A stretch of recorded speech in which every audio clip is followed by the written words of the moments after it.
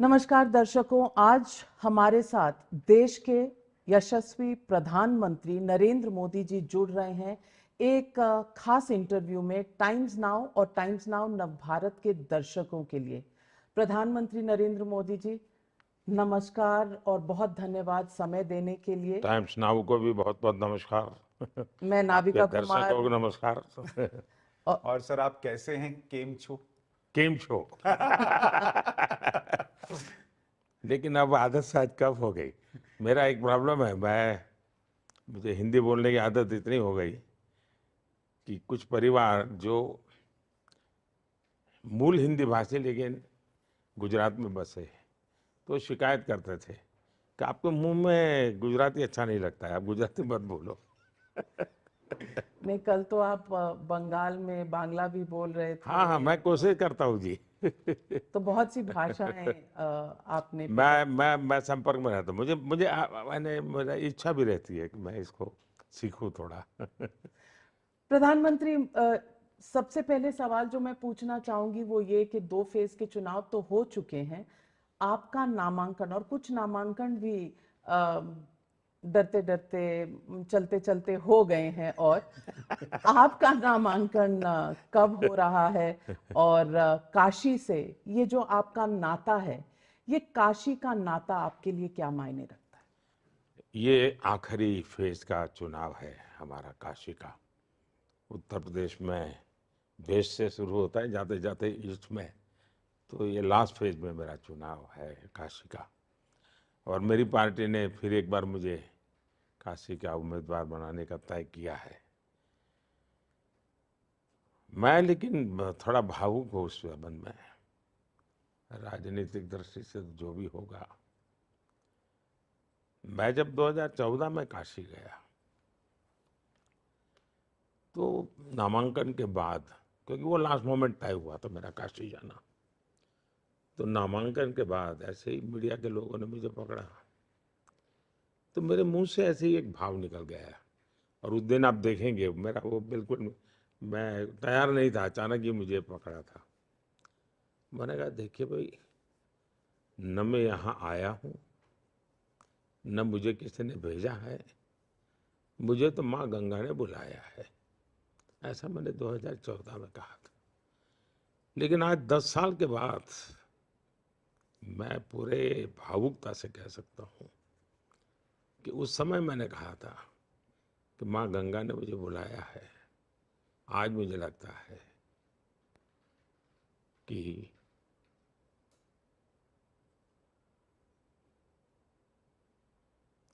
माँ गंगा ने मुझे गोद लिया है।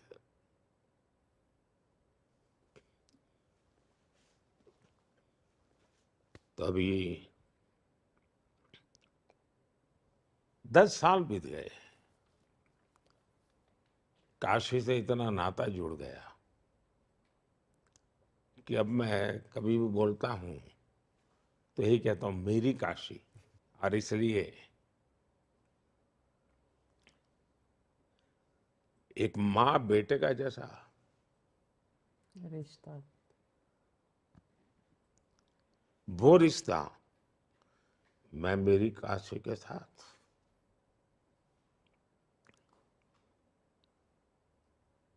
लोकतंत्र है,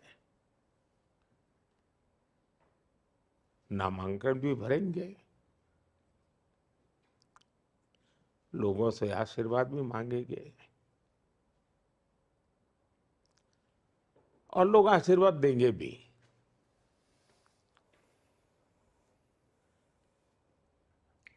लेकिन ये रिश्ता जनप्रतिनिधि वाला नहीं है। ये रिश्ता किसी और ही अनुभूति का है जो मैं फील करता हूं। और इसलिए उम्मीदवार, नामांकन, चुनाव, ये लोकतंत्र की प्रक्रिया है, पूरी करेंगे। पर ये रिश्ता माँ बेटे का जी। और आपने इसका मतलब सेवा भी माँ के तौर पर ही की है, वो जो काशी में इतना विकास हुआ। एक कर्तव्य होता है जनप्रतिनिधि का, लेकिन मैं अपने आप को कभी भी ये महसूस नहीं किया कि मैं कहाँ गुजरात का, काशी के लोगों ने इतना प्यार दिया, इतना प्यार दिया, मैं कल्पना नहीं कर सकता। नामांकन कब है सर? नामांकन आप कब फाइल कर रहे मोस्ट प्रोबेबली 13-14 के आसपास चर्चा चल रही है। मेरे और कार्यक्रम बहुत हैं, तो उसमें से वो एडजस्ट करके कुछ निकालेंगे। समय निकालेंगे आप? थोड़ा मानते हैं कि समय के हिसाब से बड़ा आप इंटरेस्टिंग, मैं बता दूं, आपने बड़ा मजेदार सवाल पूछा। 2014 में शपथ समारोह था, तो मैं राष्ट्रपति भवन गया प्रणब मुखर्जी साहब से बात करने के लिए। तो मैंने कहा एक इच्छा है, अगर आपको सुविधा हो, क्योंकि ये कार्यक्रम तो राष्ट्रपति जी का होता है, मैंने कहा बाहर करेंगे तो अच्छा होगा। तो वो जो समय लोगों ने मुझे बताया था, बोले साहब दिन में करना अच्छा होगा। तो भाई उस समय तो धूप बहुत होती है। तो मैंने कहा कैसे करेंगे? तो बोले शाम को करेंगे तो अच्छा होगा। तो मैंने कहा ठीक है, शाम को कर लीजिए। तो शाम को तय हुआ। उस समय आपने देखा अखबारों में बहुत आर्टिकल छपे थे, इंटरव्यू छपते थे, ये मुहूर्त ठीक नहीं है, मोदी जी गलत कर रहे हैं, ये इसका कोई उपाय भी नहीं शास्त्रों में वगैरह, भांति भांति का। मुझे भी काफी लोग के बीच में थोड़ा समय था, तो मुझ पर भी दबाव डालने लगे। मैंने कहा भाई देखिए, राष्ट्रपति भवन का जो प्रॉब्लम है वो धूप का है, और मेरा काम है उनको एडजस्ट करना। मेरा काम नहीं है मैं निर्णय करूं। तो उस रूप से वो निर्णय हुआ। हर समय सही समय, हाँ ये यही समय है, सही समय है। यही समय है, सही समय है। बिल्कुल। प्रधानमंत्री जी, जो इलेक्शन का समय है उसमें से 2 फेज का हिस्सा तो चला गया। मतलब अगर हम माने कि 7 पेपर आप दे रहे हैं एग्जाम में, तो 2 के आंसर शीट तो आपने भर दिए। तो प्रधानमंत्री जी, क्या अब अभी भी ये मान रहे हैं कि वो 400 का टारगेट अचीव हो जाएगा? मुझे अभी भी समझ नहीं आ रहा है कि आप लोग, अच्छा होता आप लोग महीने पहले मेरा इंटरव्यू कर लिए होते तो मैं जरा ठीक से बता देता आपको। आप ये तो देखिए आज हमारा सिटिंग एमपी कितने हैं, कभी ये तो दिमाग खपाइए जी। हम 2019 में जीत के आए, तब एनडीए मोट 359 या इतना कुछ था। फिर ये आंध्र की पॉलिटिकल पार्टी और उड़ीसा की, वो हमेशा हमारे साथ रहे, तो वो करीब 35 लोग हैं। फिर नॉर्थ ईस्ट के लोग हमारे साथ रहे हमेशा।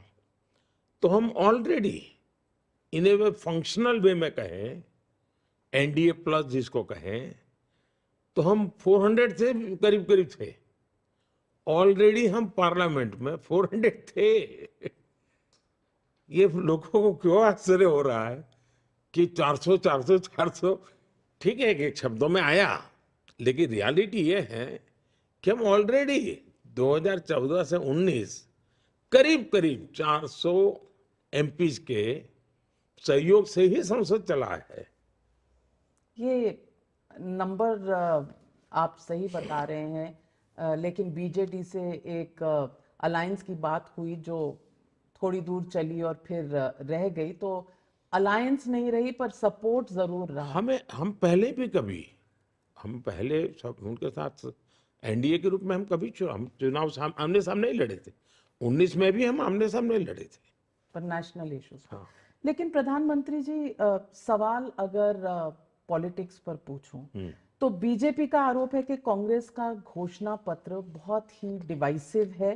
हालांकि कांग्रेस आलोचना करती है बीजेपी की ये कह के कि आप 2 और 2 22 बनाने की कोशिश कर रहे हैं, क्योंकि चाहे वो वेल्थ रीडिस्ट्रीब्यूशन हो या इनहेरिटेंस टैक्स हो, ऐसी कोई भी बात उनके मैनिफेस्टो में नहीं है।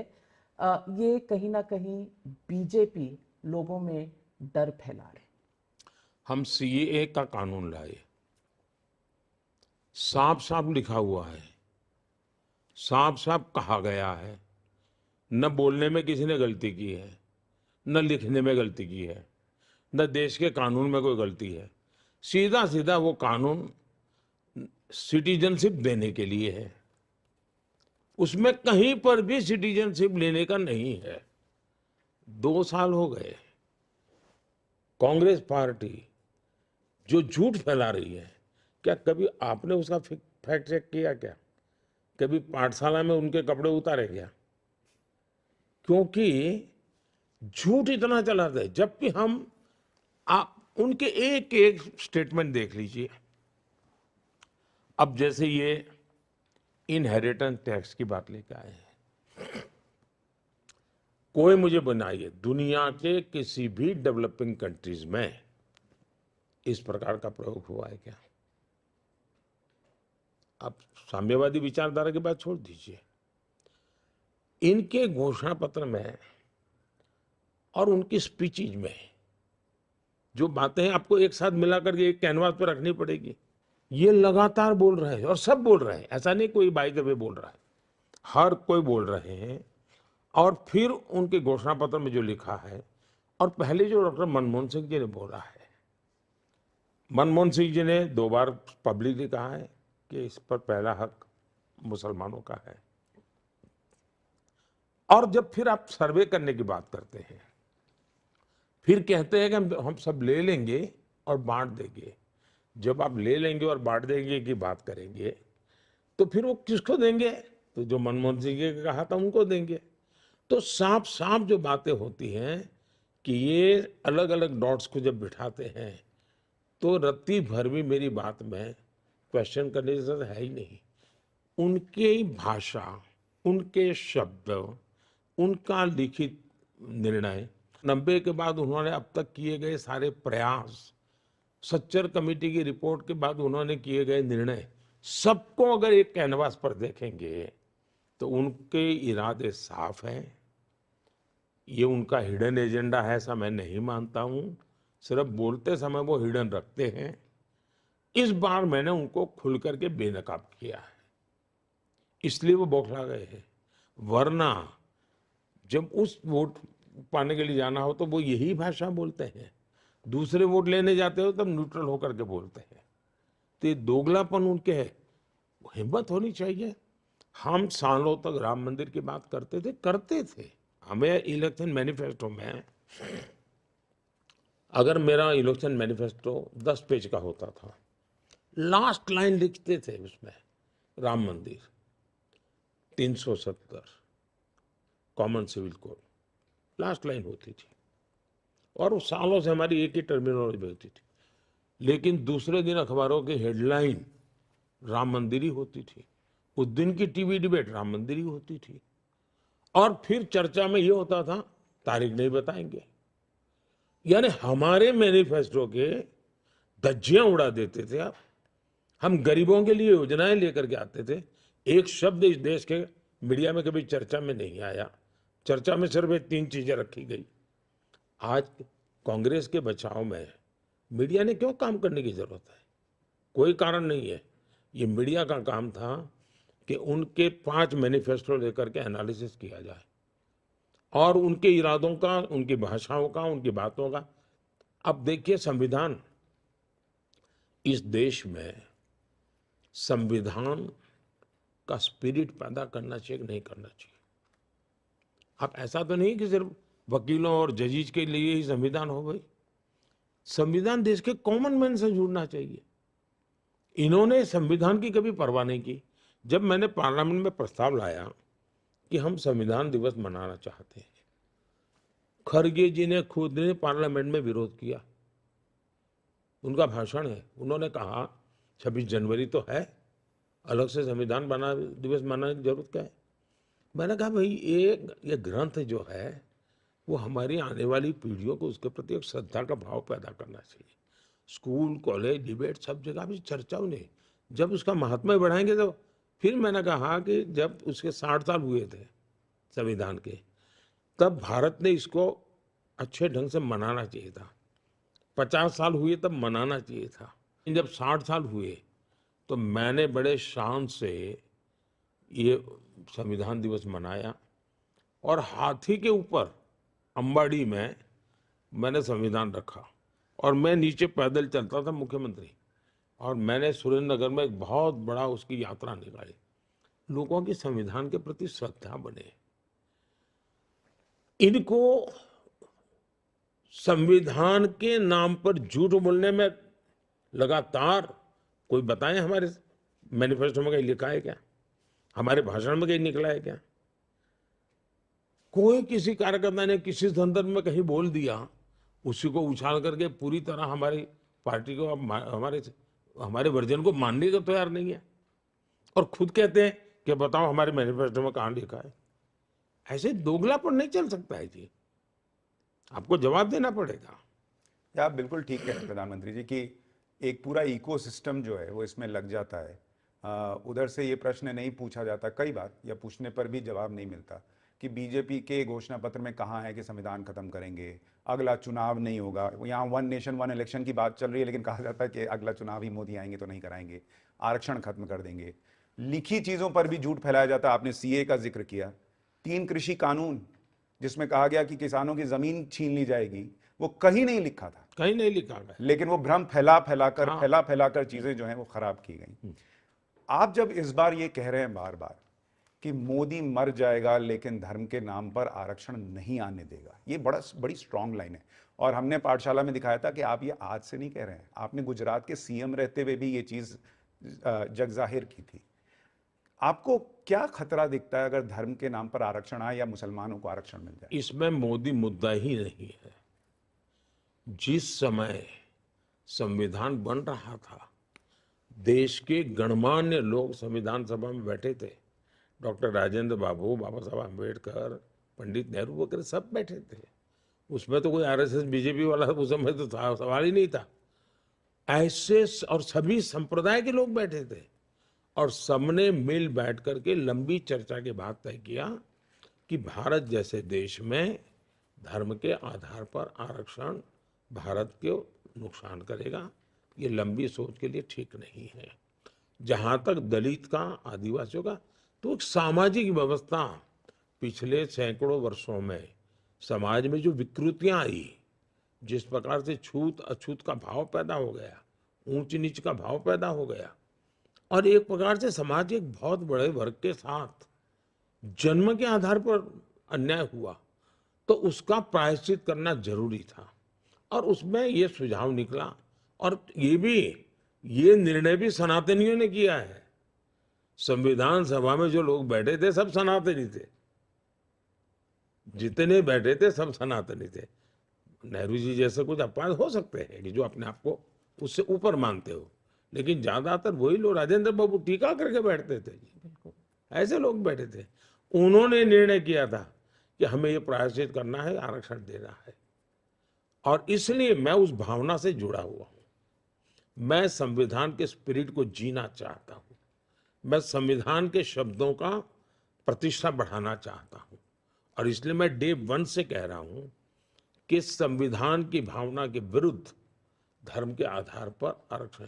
इसका मतलब ये नहीं कि मुसलमान को बेनिफिट नहीं मिलेगा। जैसे हमने जब पार्लियामेंट में 10% का किया आरक्षण, कि सामान्य जाति के गरीब लोग हैं उनको, और कोई झगड़ा नहीं हुआ, किसी का लूटा नहीं, चोरी नहीं की, सामान्य वर्ग के, चाहे वो ब्राह्मण होगा, बनिया होगा, उसका बेटा भी अगर वो गरीबी वाला है उसको मिलेगा।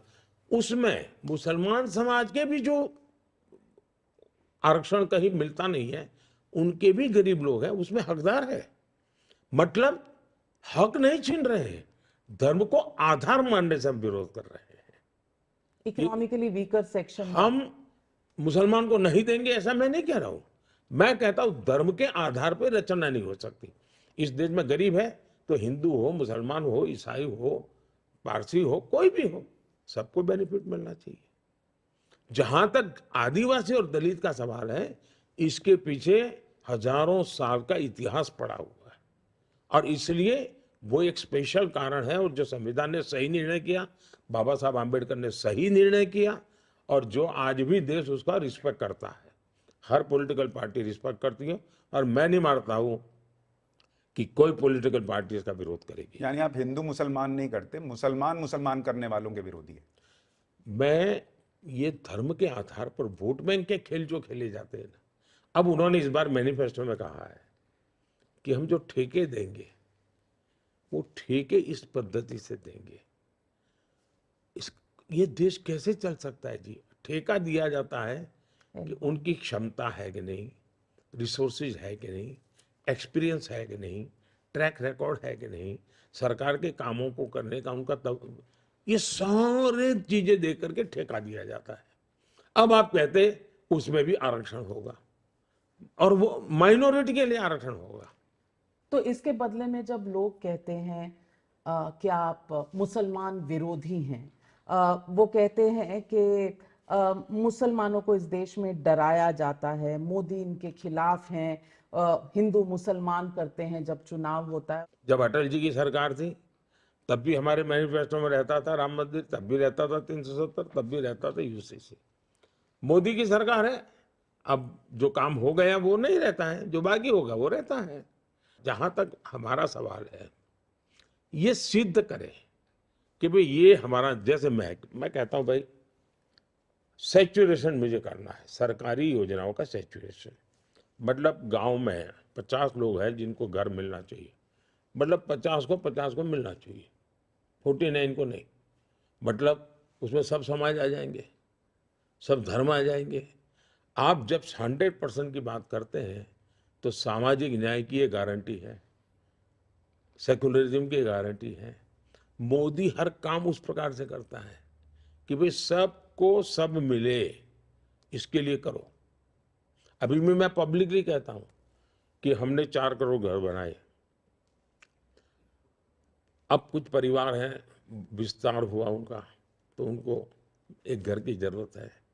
तो राज्यों से मुझे कहा जाता है साहब अगर कुछ और मकान हो जाए, तो मैंने कहा चलो भाई 3 करोड़ और हम प्लान करते हैं, शायद 3 करोड़ की जरूरत नहीं पड़ेगी। तो मैं पब्लिकली अभी सभाओं में कहता हूं कि भाई आप चुनाव में जाते हो तो जाइए, लेकिन मेरा एक काम करिए, अगर कहीं कोई नजर आ जाए किसी को अभी घर मिला नहीं है, नल से जल मिला नहीं है, गैस का कनेक्शन नहीं मिला है, रह गया है, तो आप उसकी चिट्ठी मुझे लिख दीजिए और उसको मेरी तरफ से कह दीजिए कि मोदी की गारंटी है कि तीसरे टर्म में ये मिल जाएगा। और मैं कहता हूं आप ही मेरे मोदी है, क्योंकि मुझे काम करना है। मैं वहां ये नहीं कहता हूं इस धर्म के उस धर्म के। तो एंटी मुस्लिम जब कहते हैं, कैसा लगता है? न हम इस्लाम के विरोधी हैं, न हम मुसलमान के विरोधी हैं, हमारा ये काम ही नहीं है। जहां तक गाली देते हैं, ये नेहरू के जमाने से एक नैरेटिव बना हुआ है, इस प्रकार की गाली देने का। दूसरा, पहले गाली देते थे क्योंकि उनको कम मेहनत में ज्यादा मुनाफे वाला काम था, क्योंकि भाई गाली दे दो ये मुसलमानों के दुश्मन है तो आप अपने आप मुसलमान के मित्र बन जाते हो, कुछ किए बिना, तो मुफ्त में फायदा मिलता है। तो इसलिए उन्होंने ये एक भय का वातावरण बना करके फायदा लेने के लिए दुकान चलाए रखी है। मुसलमान समाज अब समझदार है। जब मैं 3 तलाक का कानून खत्म करता हूँ, परंपरा खत्म करता हूँ, तो मुस्लिम बहनों को लगता है कि अरे तो जेन्युइन आदमी है। मैं जब आयुष्मान कार्ड देता हूँ तो उसको लगता है यार ये तो जेन्युइन व्यक्ति है। मैं कोविड का वैक्सीन देता हूँ तो उसको लगता है यार ये तो जेन्युइन आदमी, हमारे साथ तो कोई भेद ही नहीं कर रहा है। इनकी परेशानी ये है कि उनका झूठ अब पकड़ा जाने लगा है, इसलिए उनको ज्यादा भ्रम फैलाने के लिए बिना सर पैर के झूठ बोलने पड़ रहे हैं। और प्रधानमंत्री जी, इसमें छोटा सा मैं एक सवाल और जोड़ रहा हूँ कि इसमें कोई दो राय नहीं कि आपकी किसी योजना में हिंदू मुसलमान हुआ, घर मिलना है, गरीब को मिलना है, वो गरीब कोई भी हो सकता है। लेकिन 2002 से आज 2024 हो गया, हम और आप किसी सामान को खरीदने जाएंगे तो 2 साल 3 साल के बाद शायद नहीं खरीदेंगे, कुछ नया ट्राई कर लेंगे। 22 साल से यही नैरेटिव कैसे मुसलमान बार बार खरीद ले रहा है या मान ले रहा है कि मोदी आएंगे तो मुसलमान को खत्म कर देंगे। देखिए, मैं करीब 25 साल हो गए मुझे हेड ऑफ द गवर्नमेंट के नाते, और गुजरात में आपको मालूम होगा शायद 18वीं शताब्दी या 19वीं शताब्दी से रिकॉर्ड अवेलेबल है। दंगे गुजरात में होते थे उसका। 10 साल में 7 साल दंगे होते थे। 2002 के बाद गुजरात में एक भी दंगा नहीं हुआ है। गुजरात में मुसलमान जो हैं आज बीजेपी वोट देना दे रहे। दूसरा, मैं आज पहली बार कह रहा हूं, मैं कभी पहले कभी इन विषयों को लिया, मैं मुस्लिम समाज को कह रहा हूं, उनके पढ़े लिखे लोगों को कहता हूं कि आत्ममंथन करिए, सोचिए। देश इतना आगे बढ़ रहा है, अगर कमी आपके समाज में महसूस होती है तो क्या कारण है? सरकार की व्यवस्थाओं का बेनिफिट कांग्रेस के जमाने में आपको क्यों नहीं मिला? क्या कांग्रेस के कालखंड में आप इस दुर्दशा के शिकार हुए हो क्या? आत्ममंथन कीजिए और एक बार तय कीजिए, ये आपके मन में जो है कि सत्ता पे हम बिठाएंगे, हम उतारेंगे, उसमें आप अपने बच्चों का भविष्य खराब कर रहे हो। मुसलमान समाज दुनिया में बदल रहा है जी। आज मैं गल्फ के देशों में जाता हूँ, इतना सम्मान व्यक्तिगत रूप से मुझे मिलता है और भारत को भी मिलता है। उन सबको लगता है हमारे यहाँ विरोध हो रहा है। अब सऊदी अरेबिया में योगा ऑफिशियल सिलेबस का सब्जेक्ट है। यहाँ मैं योगा की बात करूं तो आप ये चला दे एंटी मुस्लिम है। मैं गल्फ के देशों में जाता हूँ, ये सारे अमीर लोग जो है हमारे साथ बैठते होंगे, लंच या डिनर में जरूर मुझे योगा के विषय में पूछते हैं कि मोदी जी इसका स्पेशल ऑफिशियल ट्रेनिंग लेना है तो क्या करना, कैसे करना। कोई कहते हैं मेरी पत्नी इंडिया जाती है योगा सीखने, साल में 1 महीना तो बोले वहीं रहती है। अमीर की पत्नियां कहती हैं जी, उनके परिवारजन आते हैं। अब यहां उसको उन्होंने हिंदू मुसलमान बना दिया, योगा को भी। अब ये जो कर रहे हैं, मैं मुसलमान समाज से आग्रहपूर्वक कहता हूं, कम से कम अपने बच्चों की जिंदगी को तो सोचो, अपना भविष्य तो सोचो। मैं नहीं चाहता हूं कोई समाज बंधुआ मजदूर की तरह जिंदगी जिए क्योंकि कोई डरा रहा है, क्योंकि कोई डरा रहा है। दूसरा, अगर आप बैठना उठना शुरू करोगे, भाजपा वाले आपको डर वाले लगते हैं, अरे जाओ ना 50 लोग बैठ करके भाजपा कार्यालय में एक दिन बैठे रहो, निकाल देंगे क्या आपको? आप देखिए क्या चल रहा है, कौन निकाल देगा आपको? कब्जा करो ना जाके बीजेपी कार्यालय का, कौन रोकता है आपको? नहीं, और प्रधानमंत्री जी, जो अब हम फेक नैरेटिव की बात करते हैं जिसमें कई बार मुसलमान भी फंसता है, कई बार ऐसा लगता है कि उनको ये क्यों नहीं दिखता कि कश्मीर में पहले मुसलमान का बच्चा पत्थर चलाता था, आज वो रोजगार ले रहा है। लेकिन मैं फेक नैरेटिव की बात करूं सर, आपके ऊपर कई चीज़ें लगातार झूठ बोली जाती हैं। मतलब एक कई बार तो मैं अभी नाविका जी से हम लोग बात कर रहे थे कि आप शायद वो व्यक्ति हैं पॉलिटिक्स में जिसकी छवि बाहर सबसे गलत पेश हुई हुई है। आपसे मिलने वाला, आपको जानने वाला अलग ही जानता है और बाहर तो अलग ही दुनिया है। ये फेक नैरेटिव इतना फैलाया अपने दोस्तों का, कितना लाख, 16 लाख करोड़, 12 लाख करोड़ माफ कर दिया राइट ऑफ को। संविधान खत्म कर देंगे, किसान को गाली देते हैं, जो भी चीजें। लेकिन इस बार जब अमित शाह जी का एक फेक वीडियो फैलाया गया, आप लोग काफी उसको लेकर अग्रेसिवली आपने कहा कि ये बहुत गलत हो रहा है। इस पर आपका रिएक्शन पहले से अलग था बाकी के झूठ से, ऐसा क्यों और ये क्यों? मैं ऐसा नहीं है, मैं आपको बताता हूँ। मध्य प्रदेश के चुनाव में एक डीप फेक वीडियो निकला और अमिताभ बच्चन जी के आवाज में निकला। आप हैरान हो जाएंगे, अमिताभ साहब पूरी रात सो नहीं पाए। बोले रात को ही मुझे एफआईआर करनी है। बोले ये मेरे साथ ऐसा क्यों हुआ? मैं राजनीति से मेरा कोई लेना देना नहीं। मैं बोले दूर से नमस्ते करता हूँ। दुखी थे बहुत। मध्य प्रदेश में एक्शन लिए गए उन लोगों पर। तो ऐसा नहीं है कि पहले प्रयास नहीं हुआ है। और मैंने जब दिवाली का बीजेपी का कार्यालय में गेट टुगेदर था, मैंने डीप फेक पर लंबा भाषण किया था। सही बात। मैंने जानबूझ करके किया था उस दिन, और मीडिया को ये मैंने कहा था इस बहुत बड़ा संकट में देख रहा हूँ। मैंने मेरी G20 समिट में सबने चिंता व्यक्त की थी, हमारा वीडियो कॉन्फ्रेंस पे समिट था, उसमें मैंने कहा ये सब कह रहे हैं सॉल्यूशन पर, मैंने उनको एक सॉल्यूशन दिया। मैंने कहा हर एक के ऊपर एक मैसेज पहले आना चाहिए कि ये एआई जनरेटेड कंटेंट है, आप उसको उस रूप से देखिए। ये उस पर स्टैट्यूटरी वार्निंग आना ही चाहिए, कोने में नहीं, मेन आना चाहिए। जैसे आप लोग नहीं कभी चलाते, फर्स्ट है किसी न्यूज के तो आपकी बीच में Breaking चलती news. पड़ती, वाटरमार्क। हाँ वाटर मार्क चलता है ना, हाँ। वैसा वाटर मार्क रहना चाहिए। इस दुनिया सब परेशान है जी, सब कोई परेशान है। आप कुछ भी बना सकते हैं किसी के लिए। लेकिन क्या ये इत्तेफाक है कि जो लोग पकड़े जा रहे हैं वो कहीं ना कहीं कांग्रेस के लेना देना है उनका? नहीं, सवाल ये है कि ये जो एक आत्मविश्वास खो चुके हैं, ये चुनाव का नहीं, जनता के साथ उनका कोई कनेक्ट ही नहीं, इसलिए हर चीज में उनको झूठ बोलना पड़ रहा है। आपने जैसे कहा सीए में झूठ बोले, जैसा वो किसान आंदोलन में झूठ बोले, जैसे वो हमारे कोई भी निर्णय हो, हर प्रकार से झूठ फैलाना। क्यों? क्योंकि उनको लगता है कि ये तो होता ही चला जा रहा है, तो रोक तो सकते नहीं है, खुद कुछ कर नहीं सकते, तो फिर आप कंफ्यूजन पैदा करो, झूठ फैला करके ही कंफ्यूजन पैदा कर सकते हो। तो ये उन्होंने एक खेल शुरू किया है। अग्निवीर पे झूठ बोला।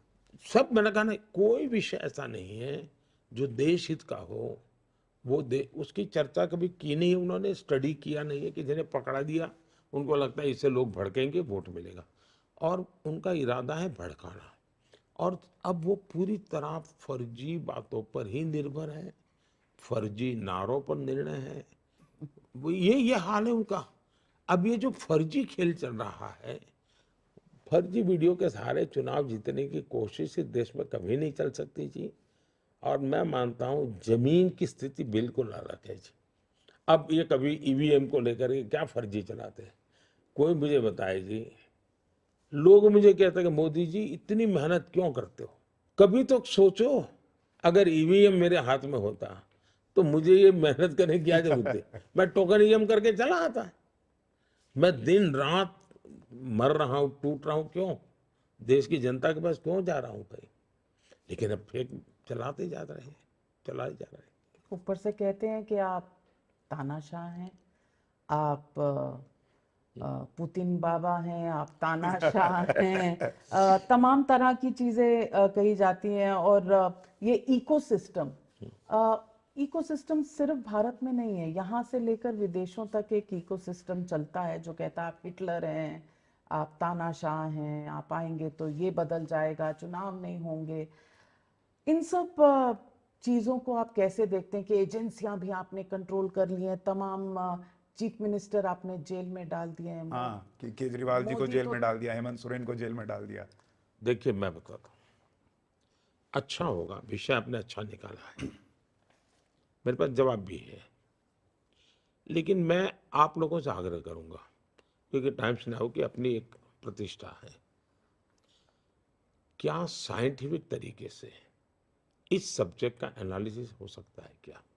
अब जैसे आप सुशांत, आप पाठशाला चलाते हैं, पाठशाला में आप बैठ करके, भाई ये तानाशाही, अब तानाशाही में ये 100 पॉइंट होते हैं, चलो, और फिर सामने कांग्रेस लिखो, बीजेपी लिखो, कौन सा हमारे बैठता है, उनकी दादी ने क्या किया, टिक मार करो, मोदी की पार्टी के में पहले जो नेता थे किसने क्या किया, टिक मार करो, उनके परनाना ने क्या किया, टिक मार करो। आप न्यूज रूम में आकर के सरकार बैठ जाती थी, क्या कभी चर्चा करोगे? टिक मार करो। नेहरू जी का पहला संशोधन क्या था संविधान का? टिक मार करो। इमरजेंसी के वक्त अधिक पत्रकार जेलों में कविताएं लिखते थे, टिक मार करो।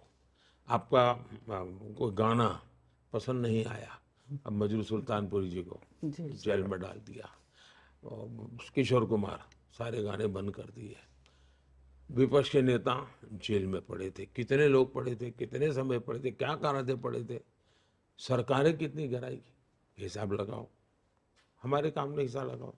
नौसेना के जहाज लेकर के पिकनिक मनाते थे। बताइए कौन सी डेमोक्रेसी थी, आप समझाइए। मनमाने तरीके से लोगों का घर गिराना, नसबंदियां करवाई, किस प्रकार से करवाई थी आपने? गायत्री देवी के साथ क्या जुल्म किया था आपने? आर्टिकल 356 का 100 बार दुरुपयोग किया गया।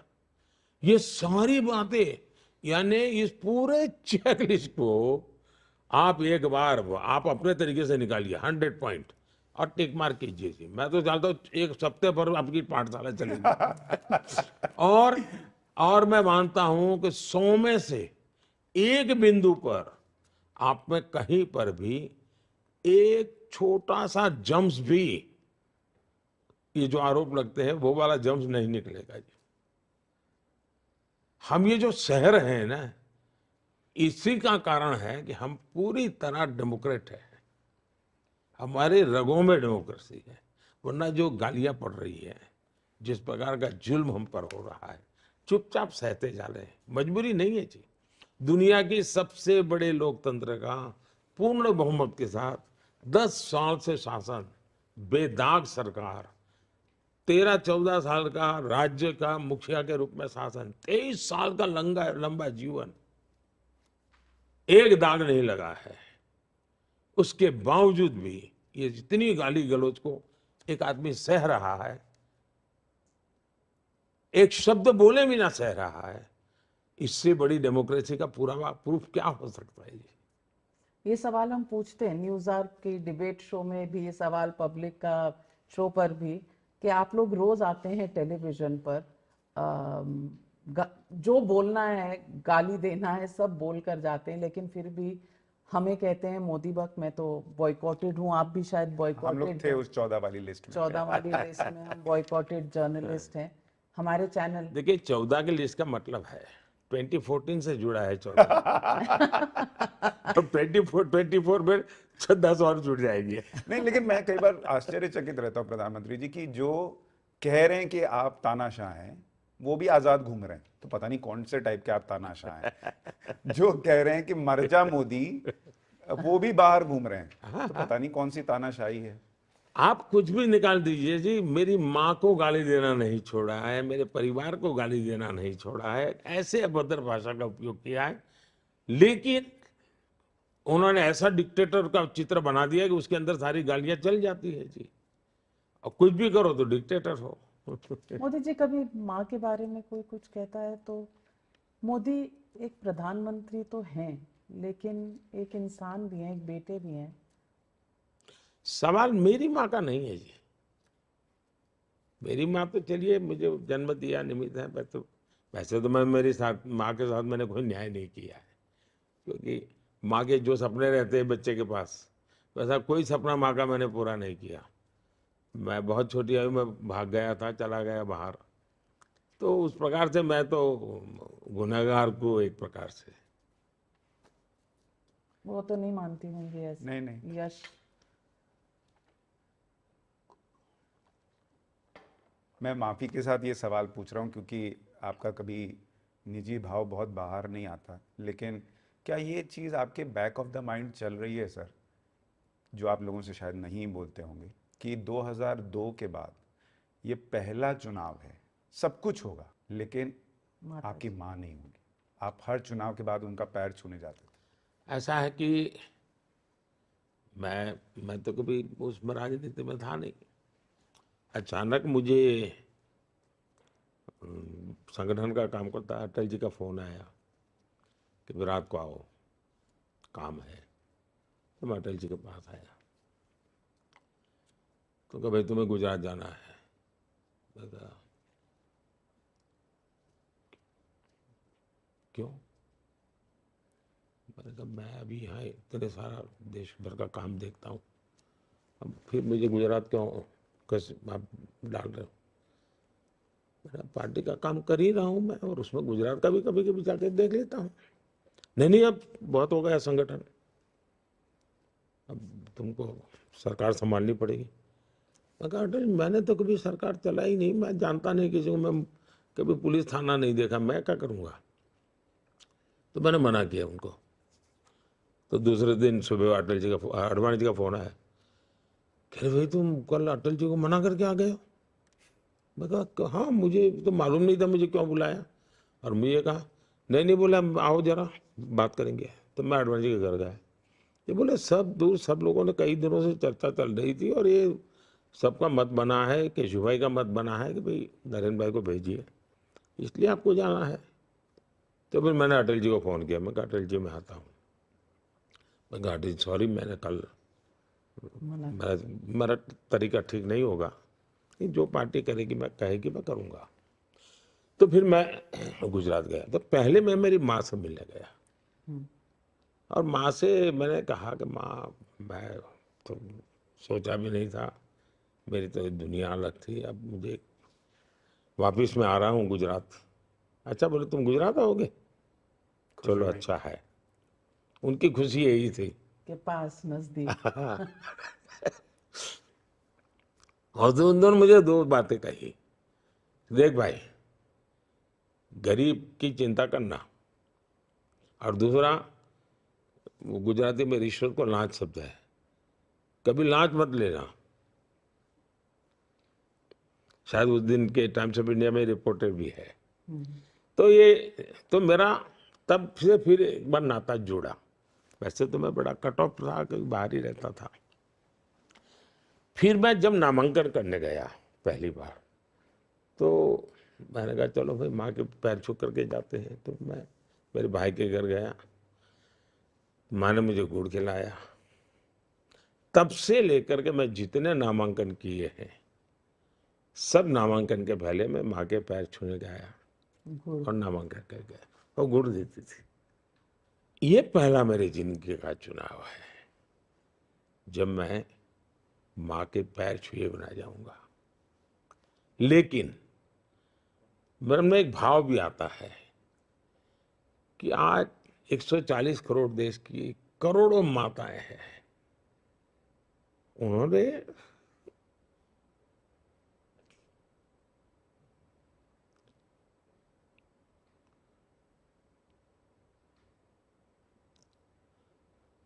जिस प्रकार से मुझे प्यार दिया है, आशीर्वाद दिए,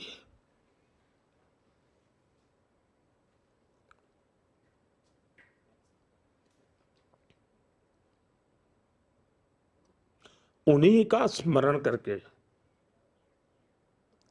और फिर माँ गंगा तो है ही है, गंगा माँ। माँ गंगा तो है ही है। तो कमी तो है, पर देख रहा हूं कि करोड़ों माताएं शायद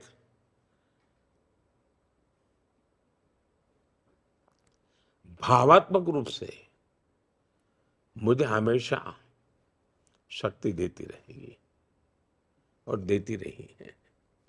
शायद आज जो लोग ये इंटरव्यू देखेंगे, उन्होंने इतना भावुक होते हुए शायद आपको कभी नहीं देखा होगा। आपके सामने माँ का जो भाव मैं देख रही हूँ, मैं भी एक माँ हूँ, मैं समझ रही हूँ कि ये भाव क्या होता है। शायद लोग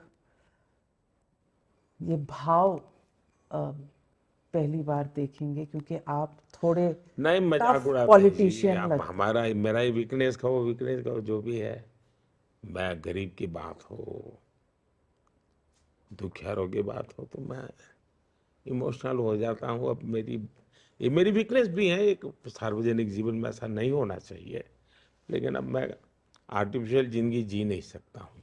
प्रधानमंत्री जी, आप माँओं की बात कर रहे थे कि करोड़ों माएँ आपके साथ हैं। एक पिता का मैं आपको अनुभव बताता हूँ। मेरे सामने किसी व्यक्ति को मैंने ये कहते हुए सुना, अपने बच्चे जिनके बाहर काम कर रहे थे, कि वापस आओ, तुम्हारा वोट यहाँ है, और अगर अपना पितृ ऋण चुकाना चाहते हो तो नरेंद्र मोदी को वोट देके जाओ। ऐसे है जी। मैं बताता हूँ, मैं माँ शब्द बोलता हूँ, मतलब मेरे मन में एक समग्र संसार है, उसमें बच्चे भी हैं जी, छोटी छोटी बेटियां हैं, पर माँ स्वरूप मैं बोल रहा हूँ ये। तो मैं माँ कहते कोई एक बायोलॉजिकल चर्चा मेरी नहीं है, मेरा एक पूरा समग्र बड़ा भाव है लोगों की तरह। हाँ। प्रधानमंत्री जी, लेकिन मैं एक दिमाग में एक सवाल आता है कि आप हर बार जब चुनावी रैली में जाते हैं, आप कहते हैं कि भारत मेरे तीसरे टर्म में 3 नंबर की इकोनॉमी बनेगा। आप देश को आगे ले जाने की बात कर रहे हैं, आप एक ग्रोथ ट्रैजेक्टरी पे डालने की बात कर रहे हैं। आपको नहीं लगता कि एक इकोसिस्टम होगा जो ये भारत की बढ़ोतरी को रोकने की कोशिश करेगा, सिर्फ देश में नहीं बाहर भी? और इनमें कुछ लिंक नजर आता है, कुछ मुझे लगता है कि ये विरोध और ये जो तीव्रता है, इसकी उम्र 4 जून तक है। 4 जून के बाद न उनकी हैसियत होगी, न उनका हौसला होगा। सिर्फ और सिर्फ मेरे देश की ताकत होगी, मेरे देश का सामर्थ्य होगा, मेरे देश के लोकतंत्र का सामर्थ्य होगा, मेरे देश के 140 करोड़ नागरिकों का सामर्थ्य होगा। और दुनिया भारत के लोकतांत्रिक सामर्थ्य को नए सिरे से देखना शुरू करेगी। और ये जो भी है, मैं देख रहा हूँ पूरी दुनिया भारत के चुनाव को इन्फ्लुएंस करने के लिए कोशिश कर रही है, जो कि उनको नहीं करना चाहिए। ये वो अपना ओपिनियन नहीं दे रहे हैं, अपना कमेंट नहीं कर रहे, वो इन्फ्लुएंस कर रहे हैं। लेकिन भारत में इन्फ्लुएंस नहीं कर पाएंगे। भारत के लोगों के बहुत सी अंदरूनी जो शक्ति होती है वो बड़ी ज़बरदस्त होती है। वो आपातकाल के चुनाव के बाद देश ने देख लिया है कि भारत का गरीब के मगर आदमी में भी लोकतंत्र, स्वतंत्रता, ये आदर्श क्या होते हैं उसने दिखाया है। और इसलिए इसमें तो वो कुछ कर नहीं पाएंगे। मुझे पक्का विश्वास है कि जब दीपक बूझने को होता है ना, तो लौ फड़फड़ाती है। फटफटाती है। तो ये वो फटफटाहट है, अब उनको अंधेरे में जाना ही जाना है जी। प्रधानमंत्री जी, एक काम जो आपने किया है, जो हम लोग भी बाहर जाते हैं, विदेश दौरा आपका कवर करते हैं, हम लोग अभी यूएस गए थे, तो मन बड़ा गर्व से भर गया कि बाइडेन साहब के व्हाइट हाउस में मोदी मोदी के नारे लग रहे थे। हम लोग आपस में चर्चा कर रहे थे कि वो भी अंदर सोच रहे होंगे ये किस मेहमान को बुलाया है कि हमारे घर में मोदी मोदी के नारे लग रहे हैं। तो ये एक सेंस ऑफ प्राइड जो आपने भारतीयों के अंदर भरा, और एक सेंस ऑफ प्राइड आपने हिंदुओं के अंदर भी भरा है, जिनको लगता था कि हिंदुत्व की बात करना कम्युनल होना है, मंदिर जाना कूल नहीं है। ये सेंस ऑफ प्राइड जो आपने भारतीयों में और हिंदुओं में भरा है, क्या ये आपकी सोच थी कि मुझे ऐसा करना है? मेरा जीवन ही इसके लिए है, सवाल सोच का नहीं है। मैं चाहता हूं कि जो भी भारत को प्यार करता है, उसकी चमड़ी का रंग कोई भी हो, जो भी भारत को प्यार करता है वो भारत पर गर्व करे, और आन बान शान के साथ गर्व करे, और समझ करके करे। आंख बंद करके करे मेरी अपेक्षा नहीं है। और मैं हिंदुओं तक सीमित रह करके इतने बड़े महान देश को अन्याय करना नहीं चाहता हूँ। वो तो पाप होगा। अगर मैं सिर्फ हिंदुओं में ये भाव भरूं तो मैं पाप कर रहा हूँ। मुझे तो भारत को प्यार करने वाला दुनिया के किसी भी भूभाग में पैदा क्यों ना हुआ हो, वो मेरे भारत को प्यार करता है और मेरे भारत के लिए गौरव गान करे। वो तो मैं बड़ी दुनिया में, आपने देखा होगा महात्मा गांधी के 150 साल हुए, 50 साल भी हुए थे, 100 साल भी हुए थे, इस दुनिया को पता तक नहीं चला।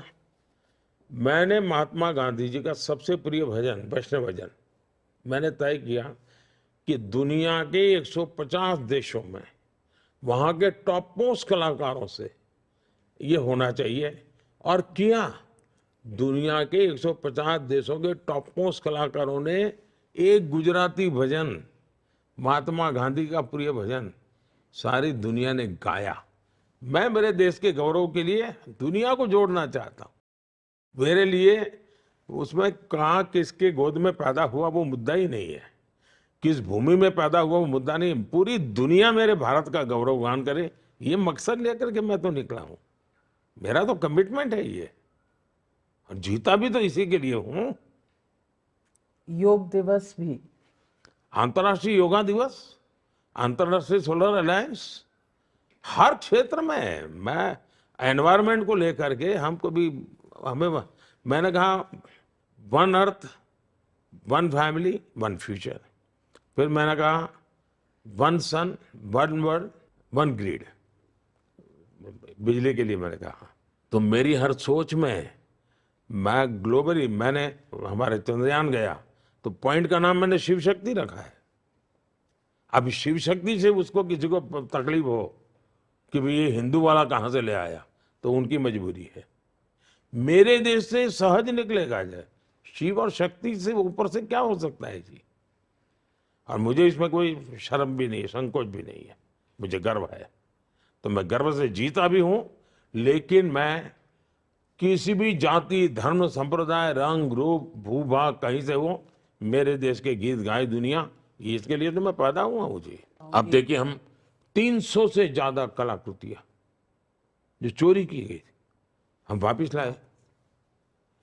अभी पहले भी हो सकता था जी, लेकिन हमने वो विश्वास दे।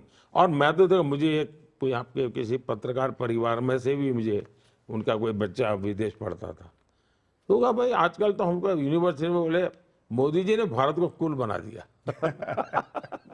ये बच्चे बड़े यूनिवर्सिटी में साथ से घूम रहे हैं जी। नहीं, कूल और स्ट्रॉन्ग दोनों बना दिया। प्रधानमंत्री, एक सवाल है जो कम से कम मुझे ट्रबल करता है, मुझे कहीं ना कहीं ये देखकर तकलीफ होती है। वो है कि जिस तरह का हम एक वाकया देख रहे हैं, Prajwal Revanna member of parliament रहे हैं, उनके पिताजी, उनके फार्म हाउस से एक महिला, एक हेल्पर मिली है कल, और जिस तरह के वीडियोस, 2976 वीडियोस की बात की जा रही है, और वो आदमी भाग जाता है देश से। इस पर हम क्या करेंगे? क्या हम लाचार मजबूर हैं? क्या हम वापस लाएंगे? इस पर न्याय कैसे मिलेगा महिलाओं को? पहली बात है, ये कानून व्यवस्था का मुद्दा है।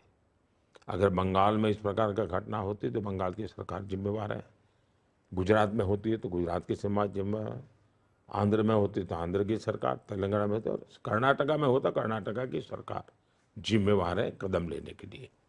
दूसरा, as far as Modi is concern, as far as BJP is concern, as far as our constitution is concern, मेरा साफ मत है कि ऐसे अत्याचारियों को जरा भी बख्शा नहीं जाना चाहिए।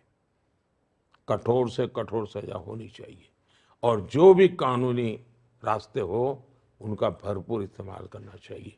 लेकिन ये 2900 या 3000 या 5000 जो भी हो, एक दिन की तो होगी नहीं।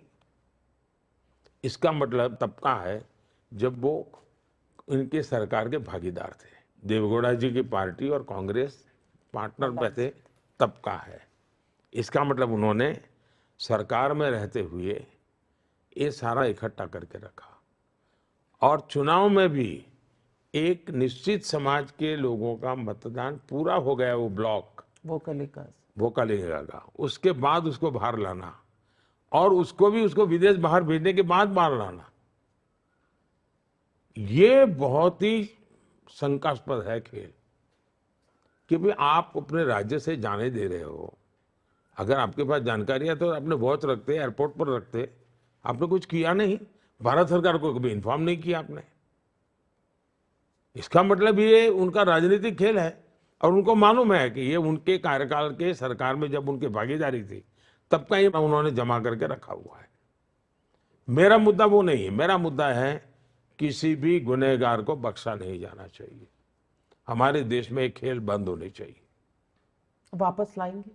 वापस लाना भी चाहिए, और उसको कड़ी से कड़ी कार्रवाई होनी चाहिए। कोई इफ्स एंड बट्स नहीं होना चाहिए। प्रधानमंत्री जी, एक बड़ा मुद्दा जो इस चुनाव में है, बेरोजगारी और महंगाई की बात विपक्ष करता है कि महंगाई बहुत बढ़ी हुई है, और बेरोजगारी पर आपका जो रुख है कि भाई 5 साल पहले आपने कहा था कि उस पर रोजगार के डेटा पर जो है उसकी विश्वसनीयता पर आपने प्रश्न उठाए थे। क्या बेरोजगारी और महंगाई आपकी सरकार के लिए चुनौती है, और जो सवाल उठ रहे हैं उस पर आपका रिएक्शन? पहली बात है कि आज अवसर ही अवसर है। हमने चुनौतियों को चुनौती दे करके अवसर में परिवर्तित किया है, लेकिन आवश्यकता ये है कि चीजों को हकीकतों के आधार पर देखा जाना चाहिए। एक्यूरेट सोर्स से जो डेटा मिलता है उसको आधार बना। अब जैसे पीएलएफएस का डेटा, उससे तो विश्वास नहीं मानोगे आप, पीएलएफएस के डेटा को तो विश्वास नहीं मानोगे। बेरोजगारी दर पिछले 6 साल में सबसे निचले स्तर पर है। उसी प्रकार से ग्रामीण बेरोजगारी, यानी हर जगह पे आया कि भाई ग्रामीण इकोनॉमी बढ़ी है, ग्रामीण क्षेत्र में बेरोजगारी घटी है, ग्रामीण क्षेत्र में एक्टिविटी बढ़ी है, इकोनॉमी का सेंटर बनते जा रहे ग्रामीण। 2017 से लेकर के 2023 के बीच लेबर फोर्स पार्टिसिपेशन रेट पिछले दिनों से सबसे ज्यादा बढ़ा है। 2017 49.8% लेबर फोर्स पार्टिसिपेशन रेट 2023 में लगभग 58% हुआ है। अब इसको क्या कहेंगे? बेरोजगारी दर 6% थे, अब करीब करीब 3% हो गया है। इसको क्या कहेंगे? नारी शक्ति की भागीदारी लगातार बढ़ती जा रही है। 10 साल में 10 करोड़ महिलाएं विमेन सेल्फ हेल्प ग्रुप में एक्टिव हुई है। वो इकोनॉमिकल एक्टिविटी का काम करती है। और 1 करोड़ लखपति दीदी, और अभी मेरा लक्ष्य है 3 करोड़ लखपति दीदी का। ईपीएफओ में 6 करोड़ लोगों से ज्यादा रजिस्ट्री होती है। वो तो ऐसे नामकरण नहीं है, वो तो कैश मिलता है तब बनता है जी। सरकारी नौकरी, प्राइवेट जॉब दोनों बढ़ाई गई है। मुद्रा योजना, लाखों लोगों को हमने बिना गारंटी लोन दिए और एक एक व्यक्ति ने एक एक 2-2 लोगों को रोजगार दिया। नए सेक्टर्स के लिए हमने स्पेस खोल दिया। हमने स्टार्टअप देखिए, पहले के जमाने में 200-300 स्टार्टअप थे, आज करीब 1.25 लाख स्टार्टअप्स हैं। और टियर 2, टियर 3 सिटी के अंदर वो नेतृत्व कर रहे हैं। ड्रोन्स का क्षेत्र इतना बड़ा बढ़ा है जी।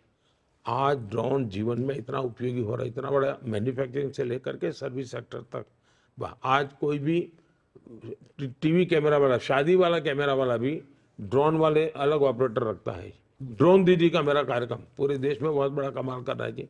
मैपिंग की बात हो, कृषि की बात हो, रक्षा क्षेत्र हो, इवन ट्रांसपोर्टेशन का क्षेत्र हो, मेडिसिन में कितना बड़ा कमाल हुआ है। 5G का विस्तार, ये टावर वावर तो लगे होंगे तो रोजगार को ये मिला हुआ। AI, इंटरनेट ऑफ थिंग्स, कितना बड़ा अवसर मिल रहा है। यानी एक क्षेत्र को हम आगे बढ़ा रहे हैं। और इसलिए मैं मानता हूं कि अब हम 6G पे काम कर रहे हैं। लेकिन अगर किसी को झूठ ही बोलना है तो इसका कोई उपाय नहीं है। जितने अवसर हमने पैदा की है वो पहले कभी नहीं हुए, और जितने अवसर की संभावना हम देख रहे हैं वो भी पहले कभी नहीं सोचा गया था। मोदी जी, वो कुछ पाकिस्तान से वीडियोस भी आते हैं, वो कह रहे हैं कि मोदी वहां भी प्रधानमंत्री बन जाए, बिजली तो आएगी कम से कम। लेकिन कुछ लोग हैं जिनकी तारीफ वहां के मंत्री कर रहे हैं। अब देखिए महंगाई, अब इंदिरा जी के समय देश में कितनी महंगाई थी, ये भी पाठशाला में करने जैसा कार्यक्रम है जी।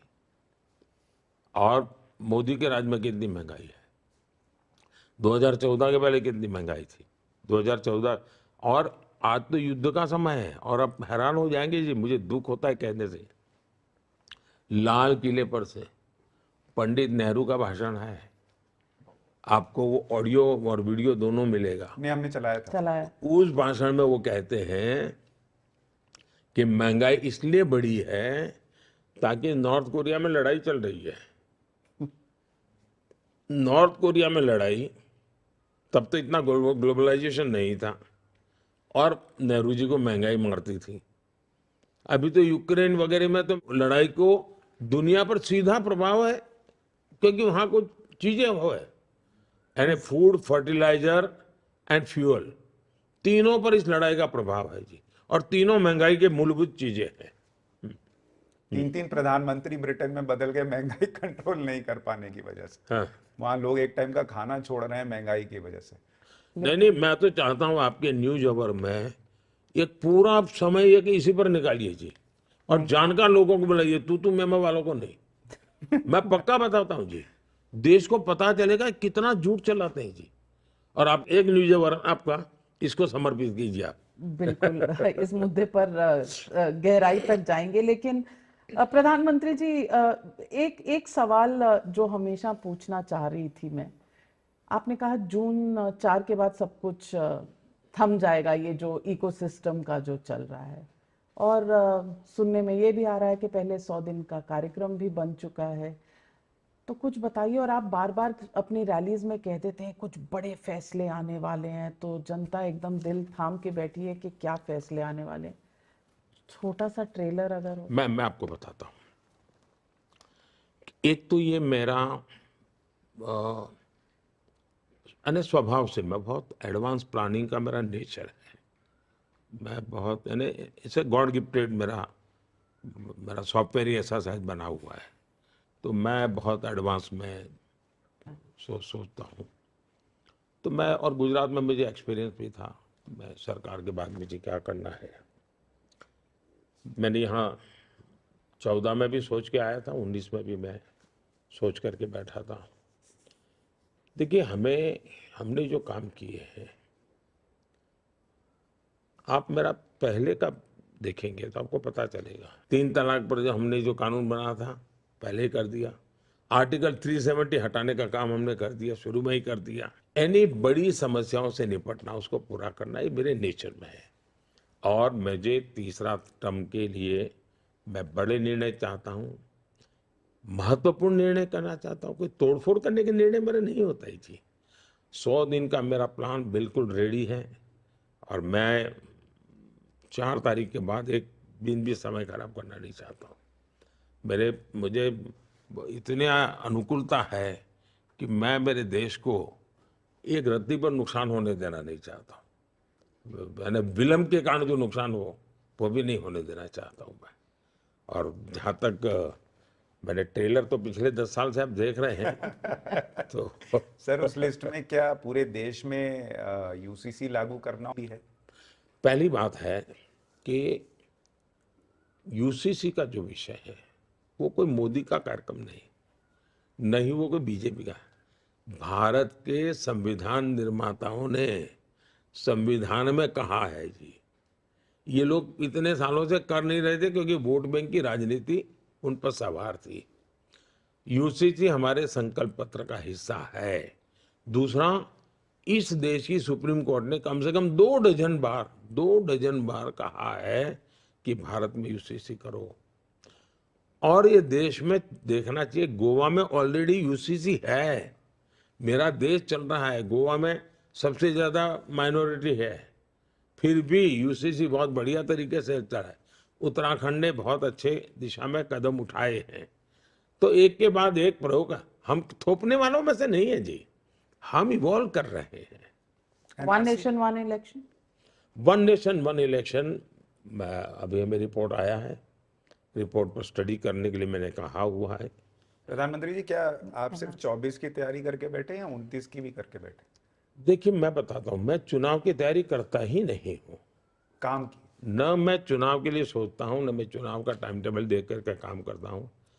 मेरे सामने साफ है कि ये देश जब 100 साल का होगा, तब आज़ादी के 100 साल जब हो जाए, तब देश कहाँ हो।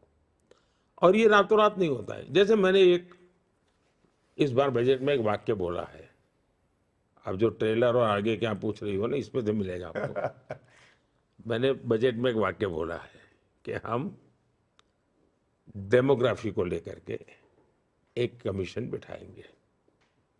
अब ये क्या है? देखिए, दुनिया के बहुत से देश परेशान हैं, वहाँ पर एजिंग के कारण बहुत बड़ा पॉपुलेशन, अब एक डेमोग्राफी का एक रूप है। मैं नहीं चाहता कि 2047 में मेरे देश में जो बुजुर्ग लोग हैं उनके लिए कोई प्लानिंग ना हो। आज हम युवा हैं, लेकिन कभी तो बूढ़े होंगे। तो इस सरकार का काम है कि अभी से सोचे। मैं वो सोचता हूँ कि आज आप जो नौजवान है वो 2047 में जब बूढ़े होंगे तब आप असहायता न अनुभव, इसके लिए प्लानिंग अभी से होना चाहिए। मैं इस लेवल के काम कर रहा हूँ जी। मैंने ऑलरेडी बजट में एक वाक्य बोला, लेकिन देश में मीडिया पकड़ नहीं पाए उस बात को, लेकिन मैं इस सोच से काम कर रहा हूँ जी। नहीं, मैंने ये प्रश्न इसलिए पूछा क्योंकि कई लोग ये सोच के बैठे हैं कि इस बार तो गया हुआ है मामला, 29 में मोदी जी हटेंगे फिर हम आएंगे, 29 में उनका चांस है? ऐसा है, मैं राजनीति में कौन आए कौन जाए, कोई देश ऐसा नहीं होना चाहिए जो किसी व्यक्ति के आधार पर चलता हो जी। मैं मोदी के आधार पर देश चले, ये मोदी कभी नहीं चाहेगा। ऐसा मेरा देश, ये मेरा देश तो बहुरत्ना वसुंधरा है जी। यहाँ तो अनेक रत्न पैदा होते रहे हैं, आगे भी होते रहने वाले हैं, और देश आगे चलने ही वाला है। लेकिन इस प्रकार से माला जपने से कोई अपना भविष्य नहीं बना सकता। हर एक को अपना भविष्य बनाने के लिए मेहनत करनी चाहिए, जनता का विश्वास जीतना चाहिए, जनता के सुख दुख के साथी बनना चाहिए, और वैकेशन थोड़े कम करने चाहिए। बहुत सही कहा आपने। आपके कोई पॉलिटिकल पर्सनल बकेट लिस्ट होती है सबकी? कुछ जो हो गया, जो सबसे आपके दिल के करीब था, कोई एक चीज ऐसे बताइए कि वो हो गया तो वो मेरी अचीवमेंट मुझे महसूस होती है, ऐसा और होता बच है, क्या गया? मेरा काम का जो स्टाइल है ना, वो एक बड़ा ही इंटीग्रेटेड होता है, कॉम्प्रिहेंसिव होता है, टुकड़ों में नहीं होता है जी। लेकिन मैं जब उसको बाहर लाता हूं तो वो प्रोग्रेसिव अनफोल्डमेंट होता है। जैसे मैं कहूँगा चलो भाई सबके बैंक अकाउंट खोलो। मुझे याद है मैं 2014 में नया नया आया और जनधन अकाउंट का मैंने शुरू किया, तो हमारे अरुण जेटली बड़े परेशान हो गए, क्योंकि मैं हर तीसरे दिन मॉनिटरिंग करने लगा कि भाई कितने बैंकों ने किया, बैंक वाले झुग्गी झोपड़ी में जाते हैं कि नहीं जाते, बैंक वाले रेडी पटरी वालों के पास जाते हैं। अरुण जी ने कहा ये तो आपने क्या ऑर्डर कर दिया है, वो हो जाए। मैंने कहा नहीं जी, मुझे ये 100 दिन में काम पूरा करना है। लेकिन तब दुनिया को लग रहा था ये तो जनधन अकाउंट खोल रहा है। अच्छा, बैंक वाले मेरे से झगड़ा कर रहे थे, साहब स्टेशनरी का पैसा तो मिले। मैंने कहा कुछ नहीं मिलेगा, 0 अमाउंट से अकाउंट खुलेगा। तब आश्चर्य होता था लोगों को, लेकिन वही जनधन अकाउंट कोरोना के समय कितनी बड़ी ताकत बन गया। वही जनधन अकाउंट फिर मैंने उसको आधार से जोड़ा, फिर मैं उसको मोबाइल से जोड़ा, फिर मैंने उसको डायरेक्ट बेनिफिट ट्रांसफर से जोड़ा। 36 लाख करोड़ रुपया डायरेक्ट बेनिफिट ट्रांसफर हो रहा है। फिर मनरेगा से जोड़ा। यानी मैं जब बैंक के खाता, दुनिया को तो लगा दुनिया का सबसे बड़ा फाइनेंशियल इंक्लूजन, उनकी गाड़ी वहीं अटक जाती है, मोदी की तो वहीं से शुरू होती है। और बाहर के जितने देश से लोग आए उन्होंने वो डिजिटल तो वो भी देखा। तो जब एक काम करता हूँ लगता है ये करते हैं, लेकिन समझ लीजिए मैं एक करता हूँ तो वो नहीं कर रहा हूँ, वो जाकर के कहीं और रुकेगा। पर कुछ कभी पर्सनल मैं सिंपल बताता हूँ जी कैसे होता है। मैं गुजरात गया मुख्यमंत्री के नाते, और मेरी पहली सचिवों के साथ मीटिंग थी। तो उस समय हमारे शिक्षा सचिव मिस्टर माकड़ करके थे। तो माकड़ ने कहा गर्ल चाइल्ड एजुकेशन में देश में हम 20 नंबर पे हैं। तो मैं चौंक गया, गुजरात जैसा राज्य गर्ल चाइल्ड एजुकेशन में 20 नंबर पे। मेरे मन में चिपक गया वो पहली मीटिंग का वो। फिर हर वर्ष जून महीने में 44 डिग्री टेम्परेचर होता है गुजरात में, 13, 14, 15 जून 3 दिन मैं गांव में रहता था। उस गांव में जाता था जहां मिनिमम गर्ल चाइल्ड एजुकेशन है, और मैं 3 दिन में 5 गांव करता था। उन 5 गांवों में घर घर जाना, और मैं कहता मैं भिक्षा मांगने आया हूँ, और मैं भिक्षा में आपसे वचन मांगता हूँ कि मुझे वचन दीजिए कि मैं मेरी बेटी को पढ़ाऊंगा। तो मैं भिक्षुक के रूप में काम करता था, और मुख्यमंत्री के नाते 3 दिन भिक्षा मांगनी है ना मांगनी, ये मेरा नियम था। और बच्चियों को मैं स्कूल ले जाता था। लोगों को लगा चलो मोदी जी बच्चों, लेकिन मैंने उस काम के लिए 1.5 लाख नए टीचर भर्ती किए। उस काम के लिए मैंने 2.5 लाख नए स्कूल के कमरे बनाए। इस काम के लिए मैंने हर स्कूल को इलेक्ट्रिफिकेशन किया। उस काम के लिए मैंने हर स्कूल के अंदर कंप्यूटर की व्यवस्था करना शुरू किया। फिर मैंने गुणोत्सव शुरू किया। उसमें मैं फिर 3 दिन दिवाली के बाद देता था, जिसमें क्वालिटी ऑफ एजुकेशन में, यानी पहले तो लगा कि यार मोदी गर्मी में ले जा रहा है, घुमा रहा है, लेकिन बात यहाँ तक पहुंचा दी। तो मेरा काम करने का तरीका ये है कि मैं चीज को कहीं शुरू करता हूं तो मतलब वो समझ लीजिए कि मैंने बहुत लंबा सोच करके आया हूं। जब मैंने योगा की बात कही तब लोगों को लगा जैसे हर दिन मनाने की बात आती है वैसे ही आएगा। मेरे लिए वैसा नहीं था जी। दुनिया में एक 190 विमेन डे के सिवाय कोई भी ऐसा डे नहीं है जैसे योगा डे है।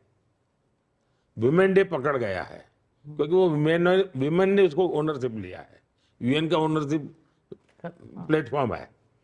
योगा दुनिया ने खुद ने ओनरशिप ले ली है।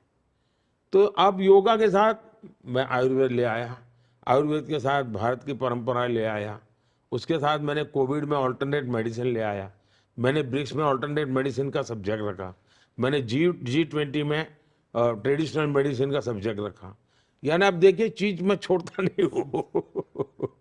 आपके जो विरोधी हैं वो इसीलिए घबराते भी हैं कि अभी ये दिख रहा है इन्होंने आगे क्या सोच रखा होगा। और विरोधी ये भी सोचते हैं कि इतना कॉन्फिडेंस कि 4 जून को यही रिजल्ट आएगा, जरूर ईवीएम में कोई चिप डाला, मोदी चिप। ऐसा है, आप कुछ भी कहिए वो उसका अर्थ यही निकालते हैं। उनको इतने डरे हुए हैं ना जी। कुछ लोग होते हैं ना जो दीवार पर उनको थोड़ा सा वो दिखता है, किसी को उसमें भी भूत दिखता है। अरे दीवार पे ऐसे ही कलर में थोड़ा वो बनाने वाला है बेचारा, उसको रात में वो ही देखता है, सो नहीं पाता है वो। ऐसे लोग होते हैं, उनका क्या करोगे? उनका मनोवैज्ञानिक, अब मैं मुझे नए कोर्सेज इंट्रोड्यूस करने पड़ेंगे मनोविज्ञान के लिए, ऐसे लोगों के लिए। प्रधानमंत्री जी आपका बहुत व्यस्त कार्यक्रम है, लेकिन आज आपने बहुत बहुत धन्यवाद। पाठशाला में बहुत सारे अध्याय देश के खोल दिए और और न्यूज़आर का भी एजेंडा सेट बहुतों कर की दिया। क्लास भी लगा दी। मुझे उम्मीद है आपको पाठशाला अटेंड करके इतने दिन बाद अच्छा लगा होगा। नहीं, मैं ऐसा है, आपका न्यूज अवर हो, आपका पाठशाला हो, उसने एक अलग लेवल है, मैं मानता हूँ। ये ठीक है कि न्यूज अवर में तू मैं वाले लोग भी आते हैं, पाठशाला में अलग से आपने उसको डेवलप किया है। लेकिन एक, क्योंकि आपको भी तो वैरायटी लेके आना पड़ता है जी, वरना तो एक गाड़ी चलती नहीं है। बिल्कुल, लेकिन आपने भावुक होकर भी और देश को आगे ले जाने के लिए जो हमें बाबू रास्ते, का तो मेरा पर्सनल एक है, दुनिया मेरी क्या करेंगे। लेकिन आपने हमें इतना समय दिया और इतनी बेबाक तरीके से आपने हमसे मुझे बात जी की। सवालों से कभी कोई प्रॉब्लम नहीं होता है, लेकिन मैं देख रहा हूँ आप लोग बहुत प्रेशर में रहते हैं मीडिया में। ये एक इकोसिस्टम ने इतना प्रेशर बना दिया है कि आपको भी उनके दबाव में, उनकी भाषा में सवाल पूछने पड़ते हैं, और उसके कारण देश के लिए जो जरूरी सवाल होते हैं वो आपके भी छूट जाते हैं। ये इकोसिस्टम ने इतना दबाव पैदा कर दिया है कि आपको भी उसी लाइन पे जीना पड़ता है, और आपको भी लगता है यार कहीं आउटडेटेड हो जाएंगे। तो मैं तो चिंतित हूं कि देश के मीडिया को भी न्यूट्रल रहना कितना मुश्किल हो जाएगा, और या तो उनकी भाषा बोलो या तो घर चले जाओ, वरना गाली की सुनो। ये हाल करके रख दिया है जी आपके पूरे क्षेत्र में। और दूसरा, देश में पहले पत्रकारिता थी, अखबार आता था तो वो मानता है पत्रकार है ना, उसकी एक वैल्यू थी। आज सोशल मीडिया से सभी पत्र उसको वो जानता है कि ये वो व्यक्ति लिख रहा है, मतलब फिर उसको लेख नहीं दिखता है, उसका ट्विटर याद रहता है, जब उसकी तो ये सोच है तो ये लिखेगा ही। तो वैल्यू खत्म हो गई, वैल्यू खत्म हो गई जी। लेकिन हम कोशिश कर रहे हैं कि वैल्यू सिस्टम रहे, क्योंकि 30 साल पत्रकारिता में हर फेज देखा है। फिर भी मैं बताता हूँ, आप दबाव में जी रहे हैं जी, आप भी दबाव में जी रहे हैं, उसमें आपका कोई दोष नहीं है। आपको भी यहाँ आने से आए रहता होगा, पक्का रहता होगा कि यार मोदी को 2 सवाल तो टेढ़े पूछने ही पूछने हैं, वरना ये मत क्योंकि आपको चिंता है कि बाद में फिर कोई ये आलोचना ना करे, क्योंकि उनको मालूम है उनको इसके कंटेंट पे इंटरेस्ट नहीं है। उनको इसी में इंटरेस्ट है कि मोदी को आपने फंसाया कि नहीं फंसाया, इसी में इंटरेस्ट है। अगर फंसाया तो इंटरव्यू अच्छा, नहीं फंसाया तो फ्रेंडली मैच थी। लेकिन वो गीता का ज्ञान है ना, कर्म किए जब फल की इच्छा मत करे इंसान। प्रधानमंत्री जी बहुत बहुत बहुत आपका। धन्यवाद, Thank you, आपने धन्यवाद जी। समय दिया और बहुत सवालों का। शुभकामनाएं भी जो इलेक्शन थैंक यू। 4 जून के बाद मिलेंगे। बिल्कुल Thank you जी। इंतजार रहेगा। 2007 में भी आपने चुनाव के बाद मुझे जी। दिया था, तो इंटरव्यू दिया था इंतजार। आपको। बिल्कुल। Thank you. थैंक यू, नमस्कार। Thank you. नमस्कार।